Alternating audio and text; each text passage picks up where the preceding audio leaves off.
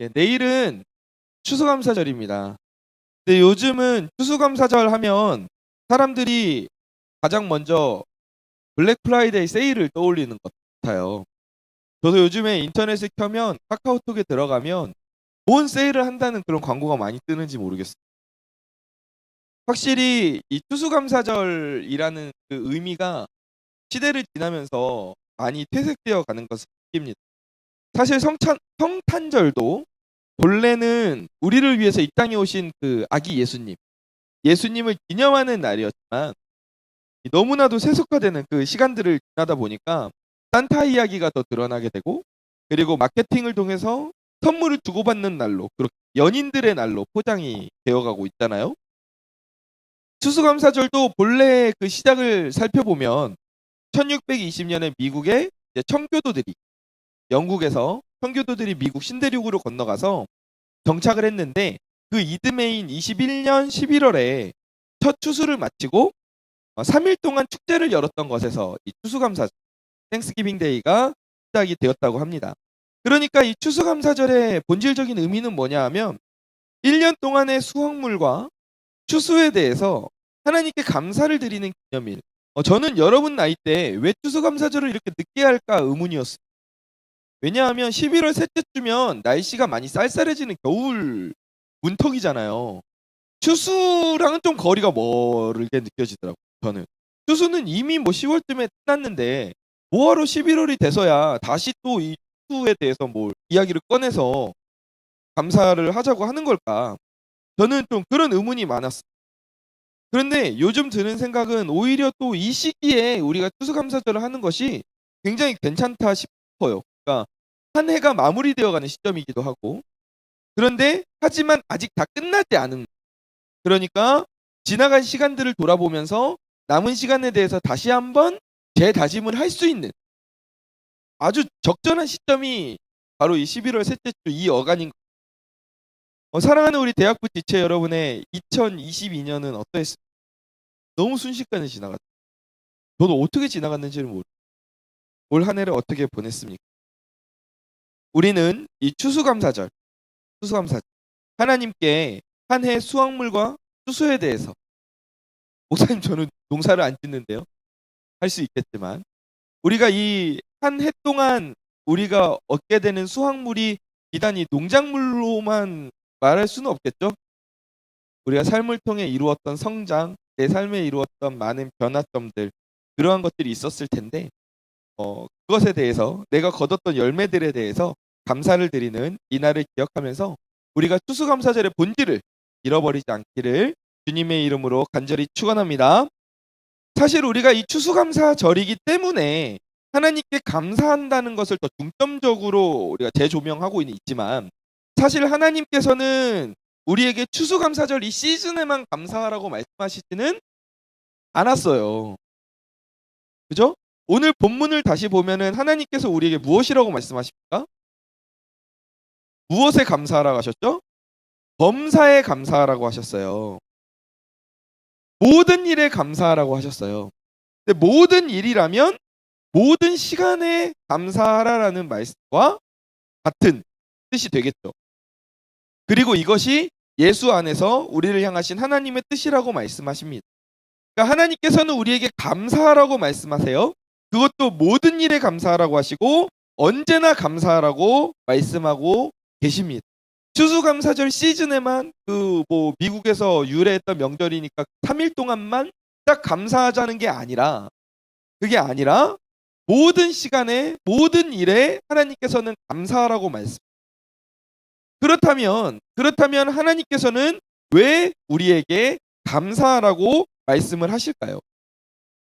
먼저 우리가 생각해 봐야 될 점은 뭐냐 하면, 하나님께서 우리에게 감사하라고 말씀하신 것은 사실 하나님께서 우리에게 베풀어 주신 큰 은혜에 비하면 아주 작은 대가.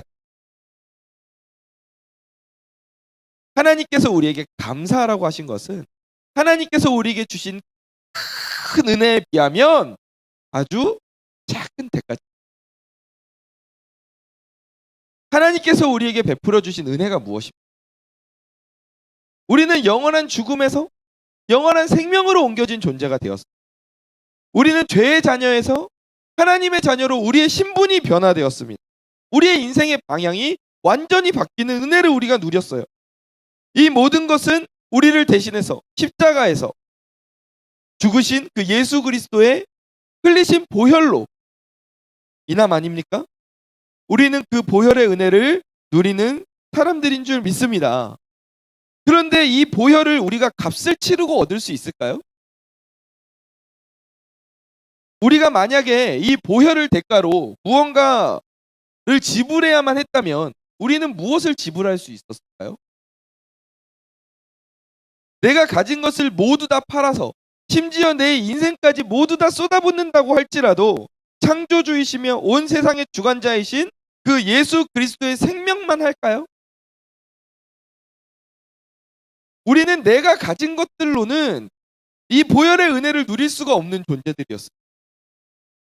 그러나 하나님께서는 이것을 우리에게 주시면서 우리에게 그 값을 치르라고 하시지 않으셨습니다. 내가 너희를 구원할 테니 너희가 그것에 대해서 값을 지불하라고 말씀하지 않으셨습니다. 먼저 은혜로 우리를 택하셨고 그리고 우리를 살리시고 우리를 구원하셨어요. 하나님께서 우리를 은혜 가운데에서 먼저 부르시고 우리를 구원하신 거예요. 이 사실을 믿으시기 바랍니다. 믿으시기 바랍니다. 하나님께서는 우리에게 보혈의 값을 청구하지 않으셨어요. 우리에게 청구서를 날려보내지 않으셨다는 거예요. 그 대신 하나님께서는 무엇이라고 말씀하셨어요? 오직 하나님께서는 그 모든 것에 감사하라고 말씀하셨어요. 너희가 값을 치를 것 없어. 아니, 너희가 가진 것으로는 그 값을 치를 수가 없어. 하지만 너희가 값을 치르지 않아도 괜찮아. 내가 너희에게 은혜를 준 것은 내가 무언가를 하고 싶었던 것이 아니라 내가 너희를 너무 사랑하기 때문이었어. 그런데 우리는 이와 비슷한 사건들을 신약 성경에서 자주 보게 되고 예수님의 공생의 사건을 좀 보면 공생의 사역 기간 동안 있었던 일들을 보면 예수님께서는 수많은 기적을 일으키셨죠. 병든 자들을 고치셨고 귀신 들린 자에게서 귀신을 쫓아내시고 그리고 물리법칙을 초월한 기적도 일으키고 뭐 물이 포도주로 변한다든지 아니면 바다의 풍랑을 잠잠케 하신다든지 무리를 걸으신다든지 그리고 죽은 자를 살리기도 하셨어요. 그런데 예수님께서는 이에 대해서 단 한 번도 대가를 요구하지 않으셨어요. 대가를 요구하지 않으셨어요. 물을 포도주로 바꾸신 다음에 야 포도주 값 갖고 와라. 이거 좀 고급이야. 비싼 값을 들어야 될 거야. 이렇게 말씀하시지 않으셨단 말이에요. 죽은 자를 살리신 다음에 야 이건 좀 값이 세다. 야 이건 너도 알지? 이렇게 말씀하시지 않으셨다는 거예요. 예수님께서는 그 수많은 기적에 대해서 단 한 번도 무언가 대가를 요구하지 않아요. 돈을 가져오라거나 내 밑에서 일을 해라 뭐 이런 말씀도 하지 않으셨어요. 그분은 그저 우리에게 무수히 많은 은혜를 베푸시는. 그런데 그런 예수님께서 무언가 다른 분에게 말씀을 하신 적이 있어요. 누가복음 17장을 보면 어떤 사건이 있냐면 우리가 추수감사절에 이 본문을 많이 다루기는 해요. 그 12절에서 14절 말씀을 보면 그 10명의 나병 환자에 대한 말씀이 있어요. 시작. 한 마을에 들어가시니 나병 환자 10명이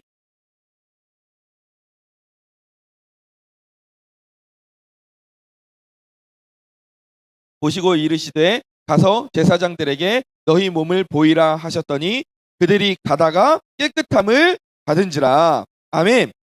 예수님께서 그날도 다른 때랑 다름없이 길을 가시다가 은혜를 구하는 이들이 있었어요. 나병 환자 10명이 하나님께 은혜를 구했단 말이에요. 예수님께 은혜를 구했단 말이에요. 그래서 예수님께서 그냥 지나치지 않으시고 그들에게 병이 낫는 은혜를 주셨어요. 여기까지는 예수님께서 보여주셨던 사건들과 별 차이가 크게 없어 보여요. 그런데 이어지는 15절 말씀을 보겠습니다.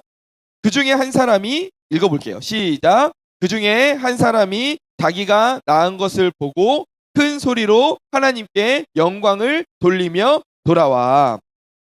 10사람이 예수님께 병고침을 받았는데 그 중에 한 사람이 제사장에게 자신의 몸을 보이러 가다가 다시 가던 길을 돌아와서 예수님을 찾아와서 예수님께 영광을 올려드립니다.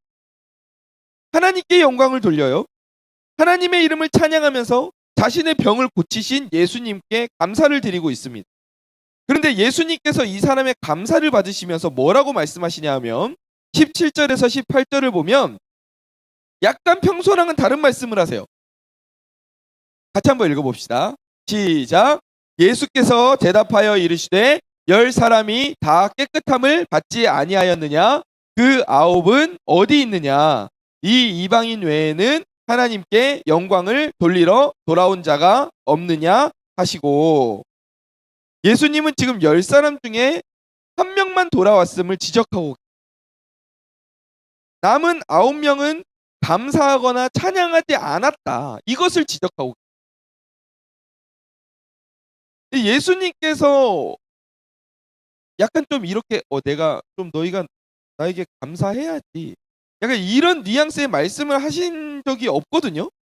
근데 이 본문에서 예수님께서 지금 은혜를 입은 자들에게 감사하는 마음, 하나님을 찬양하고 영광을 돌리는 마음을 가지기를 원하고 계세요. 이게 예수님의 생색일까요? 생색내기일까요? 솔직히 뭐 나병 너네 지금 어디 가서 고쳐봤어? 너희 뭐 이렇게 마을에서 뛰어나가지고 너네끼리 모여서 살던 사람들인데 내가 너희 인생 구조해 줬으니까 나한테 감사해야 되는 거 아니야? 지금 예수님께서 약간 이런 생색내기라고 계시는 걸까요? 그래서 감사하라고 하시는 걸까요? 그렇지 않아요. 예수님께서 왜 우리에게 감사하라고 하시냐 하면 이것은 우리를 위한 것이기 때문에, 이 감사가 우리를 위한 거예요.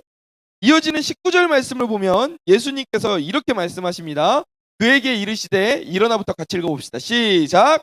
일어나 가라, 내 믿음이 너를 구원하였느니라. 아멘. 아멘.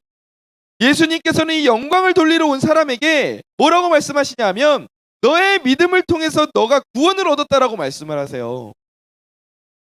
내 믿음을 통해서 구원을 얻었다고 말씀하세요. 그러니까 예수님께 감사하는 마음을 가지는, 영광을 돌리는 자에게 예수님께서 구원의 은혜를 주시겠다라고 말씀하시는 거예요. 대체 감사하는 것과 구원을 얻는 것에 무슨 연관이 있길래 예수님께서 이렇게 말씀하실까?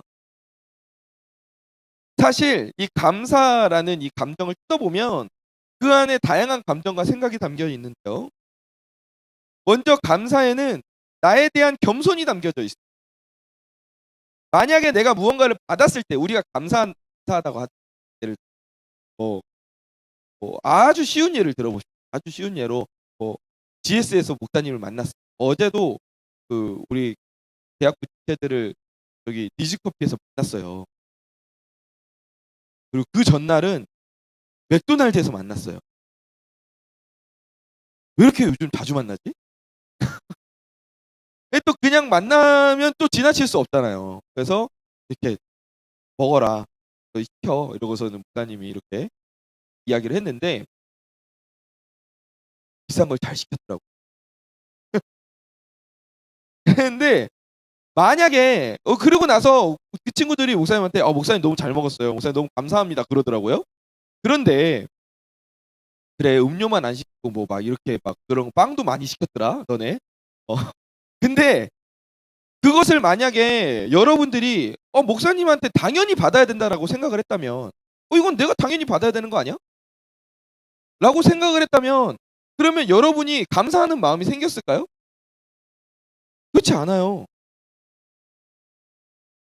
이거는 내가 받을 만한 것이 아닌데, 그런데 받아 마땅한 것이 아니라 내가 받을 만한 것이 아니었는데 나에게 주어졌음을 인정하는 마음이 있기 때문에 감사하는 거예요.